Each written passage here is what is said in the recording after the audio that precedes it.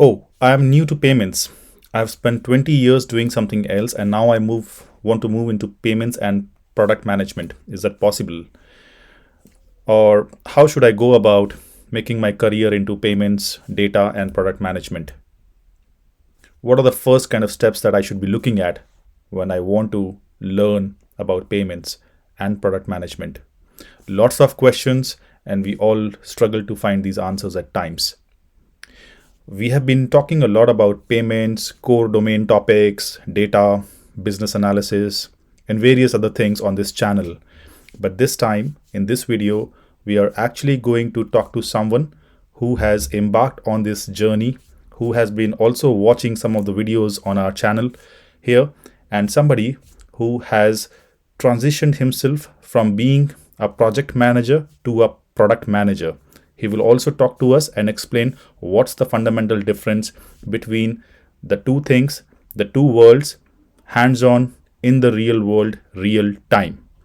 Make sure you watch this video to the end because this video, I'm sure, is going to be very helpful for all of you who are looking to practically get that experience of how it is when you are thrown into a world of product management, particularly in payments where there is cutthroat competition. All right. So without wasting any more time, let's get started and get into the conversation. Hi, everyone.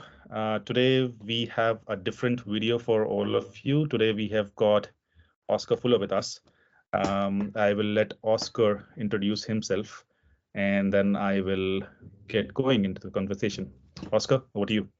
Thanks, Rob. So, yeah, I'm currently a project manager working in the insurance space and sort of looking to get involved and really interested in the payments industry currently in its current state. And I guess mainly how that payments industry is changing and how it's evolving with sort of the influx of fintechs, especially in the UK and sort of Paris and mainland Europe, and how that is changing the space. And I guess Saurabh's videos have really helped me recently just understand the basics of payments processing, payment gateways, and sort of the end-to-end process and all the players involved.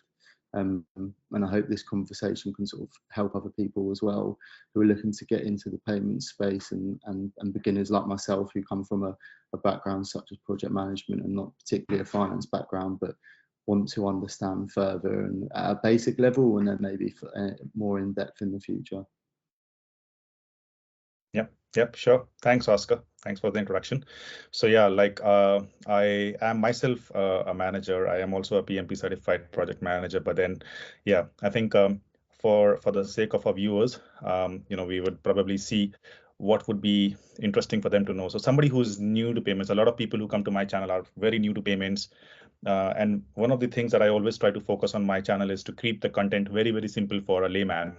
Somebody who comes to my channel and watches any video should be at least get something out of it, even if he spends 5 minutes on a video. So I think you have been embarking on your journey on payments, and you're sort of new, relatively new, I would say, as opposed to somebody who has spent a lot of years in the payment industry. What would you recommend as some of the first key things to do if somebody wants to break into payments? So I think obviously initially your first step is to have an interest in it, right? And not only have an interest in the payments industry, but have somewhere a goal where you want to be, and a reason for studying the payments industry, right? So whether that be you want a career change from say project management into the finance industry and into payments specifically, or you just want to understand better how money moves around and you're making these transactions every day without even realizing how the money is actually moving between one account and another. Or yeah, there's an end goal whereby, a bit like myself, where there's a business need and you see a gap in the market whereby payment can be improved in the UK or wherever you live, and you want to understand more about payments to sort of get to a position where you can build your own business in some form of entrepreneurial spirit. And I guess the second step then would be to just actively look for, I guess, YouTube channels like Saurabh's and others that give you sort of bite-sized information. There's a lot out there. There's a lot of fintech companies like Revolut or Stripe who will give you sort of a bite-size introduction into some form of I guess, topic, if it was payments processing, for example, with Stripe, or how to use Square cards for merchants, which is really interesting. You could also look into books. I've got a book here with me actually, which is called, this isn't sponsored, but it's called The Payoff, and it's basically Oh, about wow. how changing the way we pay changes everything, and it talks a lot about the current state of I guess UK and Europe payments, how these differ to America, and how I guess China and the Asian market are advancing a lot quicker than we are, and never really touched upon sort of the credit card era, and sort of jumped straight Yeah. to that e-pay sort of Alipay movement, which is really good. And I hope that's something where, from my point of view and my interest, that's where I want the UK to be in the future. So just sort of sinking your teeth into it with light material to start with. So that book I just mentioned there, it isn't anything too academic. It tells a story. It starts with the history and Sure. level, which is really good. So it's quite light, and like I say, bite-sized videos, and videos like yours as well, so have been really helpful. Sure. Thank you. Thanks for that, Oscar. I think this explanation should be helpful to our viewers as well on the channel coming in. So it would be fair to say that if you are somebody who is sort of experienced in other domains, maybe somebody who's coming in from sales, or maybe somebody's coming from healthcare, and if he wants to move into this dynamic field of payments, it's pretty much possible. I mean, it's not that somebody who spent 20 years of his career doing something else, if he wants to break into payments, he definitely can do that. And he doesn't need to undergo a new degree course, or some costly certifications. I mean, there's plethora of knowledge available online, on YouTube, on internet, on Medium. I think there are some fantastic articles that people are publishing on Medium. So there's a lot of information available online, and that should help people to progress, yeah, and then make their way into payments. Yeah, and as well, I think as someone new getting into the industry, no matter what sort of age you are, I guess just take advantage of the fact that the world is so interconnected now, and you can reach people with your fingertips, I guess, on social media, like I did with you. So obviously I'm not advocating for everyone to start flooding your inbox and ask for calls and discussions on anything to do with payments, because that's why the videos are there. Hopefully they answer everyone's questions, but just to understand that the beauty of social media and being interconnected is that you can reach out to these people and ask questions, and more often than not these people will respond to you, because if they're putting out content into the world, it's because they're interested in the industry and they're interested in teaching people. No one's asked for them to actively go out and do this. No one's paid them a large sum of money. So yeah, that'd be one of my biggest recommendations, is to just don't be afraid to contact people. You say contact 100 people, you might get 95 reject you, but then there's still 5 people there with a lot of information and a lot of a wealth of knowledge, I guess, that they can share with you. So don't be afraid to use these forums, and even places like Reddit, that are really good. There's a payments processing subreddit actually that's really good, and there's a lot of people in there with a lot of information to share. Yeah, absolutely. I think well said. I think there's definitely a lot of information available online, and no idea is stupid. As they say, it's all about just making that start and approaching people. I think a lot of people are hesitant to approach people on LinkedIn, or Facebook or Twitter. But I think that's the whole point, right? How well do we leverage these platforms? Um, and I think not maybe not everybody will say a yes to you, but there are people who are willing to help you out with your Mhm. idea, and everybody's here to sort of improve. So I think it's all fair, to utilize these services to the best possible ways. So yeah, absolutely agree with you. One of the things that I also wanted to touch upon briefly is, I know that you have been doing a lot of sort of work on project management, as you said about yourself in the introduction, product management as well. Um, how how difficult or easy it is for someone? And first of all, let's maybe start with the fundamental difference that you think is between project management and product management. How are these two things different from each other? Mm. So I think project management mainly is sort of you're developing something from the very beginning, right? Something didn't exist, and there was a business case put out there, and a sponsor who said, this is what we need implementing into the business, or we need this to happen, right? So whether that's the integration of one business into another, or that's data migration from one platform to another, or it's just developing a whole new, say for example in the insurance industry, it's developing a whole new broking platform from scratch with a third-party vendor. So there's the use case there at the beginning, and you work on that project up until the point where you've delivered the sort of the end goal, the project goal, and then you sort of let go of it, and you give it to a BAU team who will support it throughout its BAU life. As where I feel like product management is, you get to stay with the product for a longer period of time, and you get to see it evolve. So it's not just from or 0 to 1, say for example, which is project management. So it's getting from nothing to the product. It will be from 1 through 100 if there's that many iterations of the product, sorry. And looking, I guess, the use case and user feedback, and how we can develop that product to sort of grow with the user and sort of benefits realization as well, I guess, is the way I've seen it change. Yeah.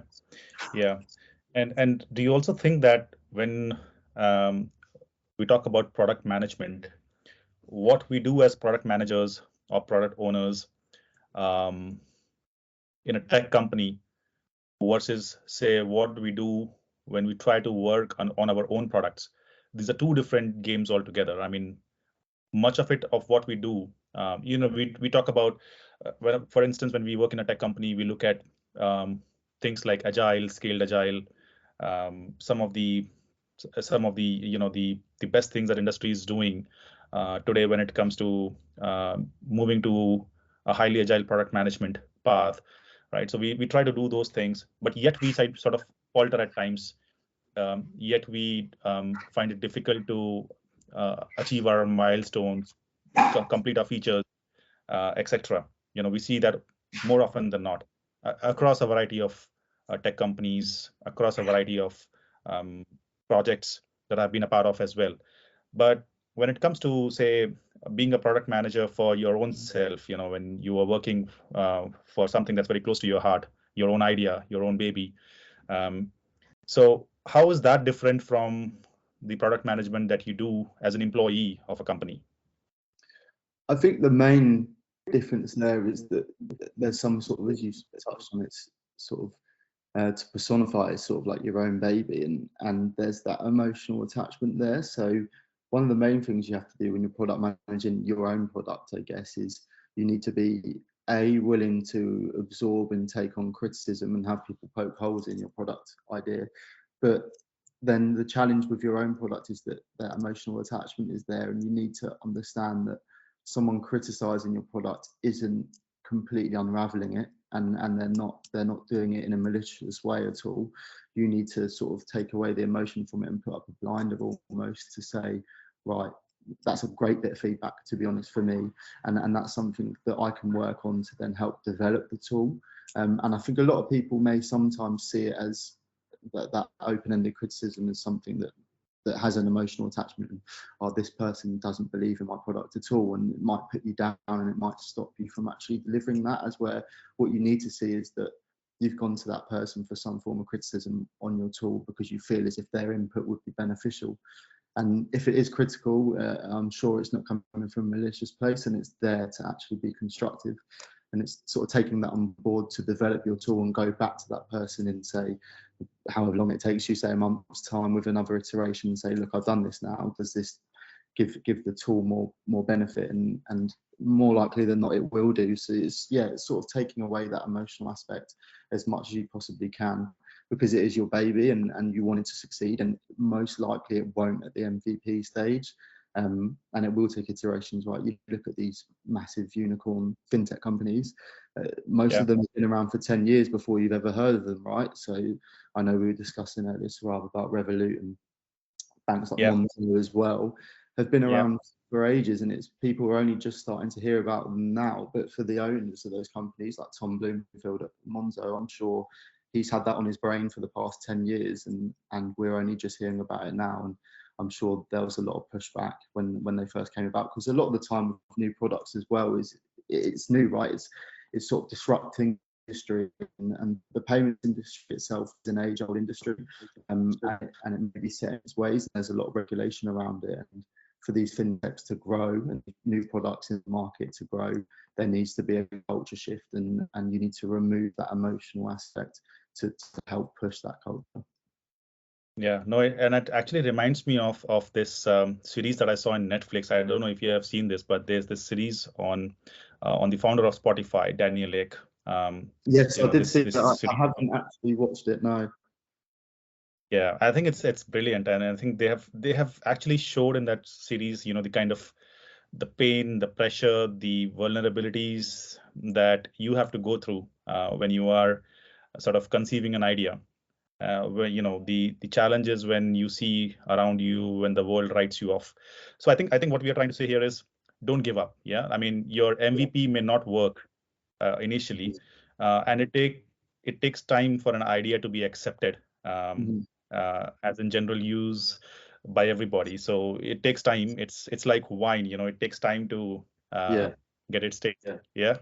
So And I think if your MVP does work straight away, maybe you're doing something wrong, because if your MVP does work straight away, that means that the industry is already set up for it, and it's already easily doable.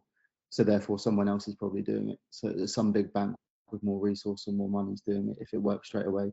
If you're disrupting an industry and you're trying to develop something that one day will be a unicorn, like Spotify became with Daniel Ek in the music industry, it won't work straight away, and there will be opposition to it, and there will be pushback, because the sort of the native players in the game won't want that disruption to their industry and a disruption to their market share of things.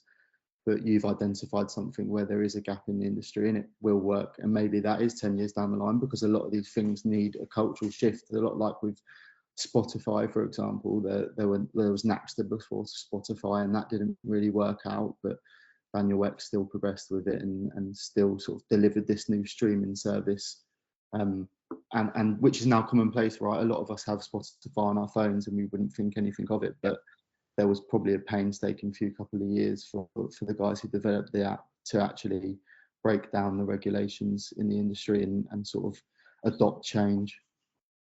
yeah. Yeah, no, absolutely. And despite the fact that there's so many other players in the market, Spotify still rules. We Exactly. have Apple Music, we have so many other players, but I don't know. But as far as I know, I think Spotify is still the number one music service today that's available. So yeah, I completely agree with you. One of the things that I really wanted to ask you was that a lot of people they they have an idea in their mind. They have identified a problem statement, but they still aren't sure about taking that first step. So they when you talk to them maybe on a coffee, they would share their ideas with you, and they say, you know what, I've got this fantastic idea. I think there's a real life problem that needs to be resolved here, and I think we can just pitch this idea to solve this problem. But they're not sure where to go, how to do things about it, how to take the first step. Do you reckon that that meeting people is the first thing that you should be doing, or reading more about how they can take their idea forward? What should be the first few things that you think, as a product manager or as somebody who's conceiving a new idea, should a person do? So I think the first step is you need a business plan, right? And I'm not talking about a 10-page business plan. You need a very high level 1-page view of what is your current issue, what is the current issue today and in today's world, that you see, right? And what is the current solution for that issue, if there is any, and what are the issues with that, and where does your product or your business idea make that solution a lot more seamless, or the solution is easier for that issue. Then you've articulated your idea, right? And then I guess you can do some light reading, but what I've found out is that you can read and read and read as much as you want, and gain a plethora of information from following different things on Twitter or actually reading the hard books, but nothing will progress your idea further than speaking it into existence almost, and speaking to people in the industry, industry players, big or small, and working on the idea, because you will learn a lot quicker. You might fall, but you're actually learning at the time and you're actually doing something as opposed to just learning. Because you could sit down and read a book and read books for a year, but then that's a year wasted of your time, and a year that maybe someone else has come up with your idea and has started to develop it. As where if you're actually getting out there in the world and speaking to people who are in the industry and may have more knowledge than you, then you're definitely helping, I guess, iron out any kinks that you have in your business plan. But I'd say definitely have a business plan. First and foremost, you don't ever want to go and speak to anyone without knowing what exactly it is you want to deliver.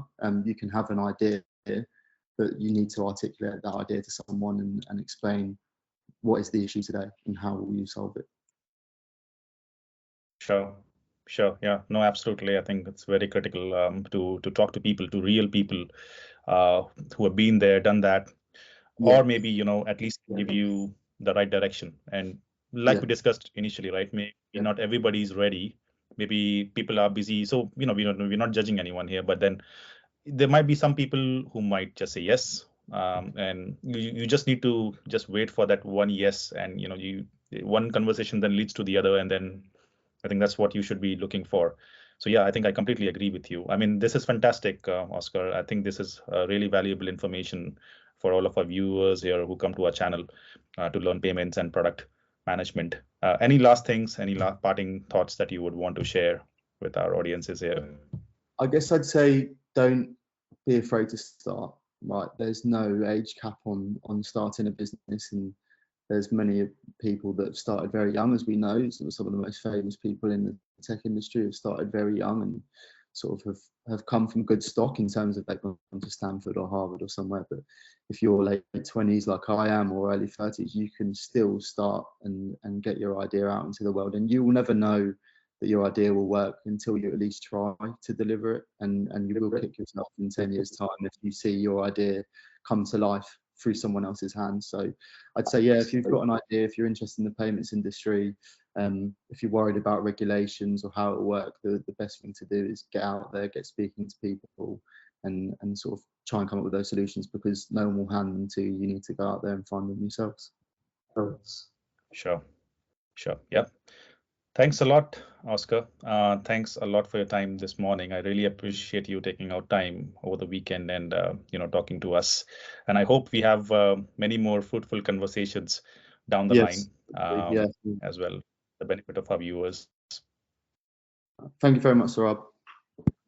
Thank you, Oscar. Take care. Bye. Bye.